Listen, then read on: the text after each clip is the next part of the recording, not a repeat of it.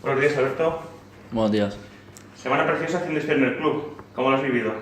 Sí, bueno, afrontábamos el partido con mucha ilusión. Queríamos darle una alegría a nuestra afición y poder conseguir el objetivo de pasar a la final. Muy contento, ¿no? por ese pase a la final. Sí, la verdad es que está todo el vestuario muy contento y muy ilusionado con la final de la Copa. Ahora solo faltaría rematarlo con un gran resultado en Badalona, que igual más informado del momento. Sí, sabemos que el Badalona viene pisando fuerte estas últimas jornadas, pero bueno, nosotros vamos a ir allí a sacar los 3 puntos y traernos la victoria. Los partidos a domicilio son una asignatura pendiente este año. ¿Empieza a ser un asunto psicológico? Bueno, yo creo que son rachas que se pasan, vamos a intentar cambiarla lo antes posible, como te digo, este fin de semana en Badalona, traernos los 3 puntos a casa.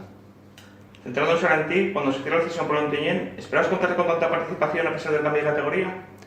Bueno, yo siempre intento dar mi mejor nivel, estar al máximo de mi nivel posible y ya ahí el míster es el que decide y el que me da los minutos o no. Eres de los más jóvenes de una plantilla que cuenta con piezas experimentadas. ¿Cómo es el día a día y qué puedes aprender? Sí, es una plantilla que cuenta con jugadores de una gran experiencia y bueno, la verdad es que intentando aprender de ellos, los consejos que te dan escuchándolos y poniéndolos en práctica. Ya por último, vienes de dar asistencia en Copa y justo hace un mes marcaste de Formentera. ¿Qué firmas para este domingo? Bueno, yo firmo los 3 puntos, que se os traiga el equipo los 3 puntos a casa, pero bueno, si puede ser ayudando con algún gol o otra asistencia, mejor que mejor. Muy bien, pues muchas gracias.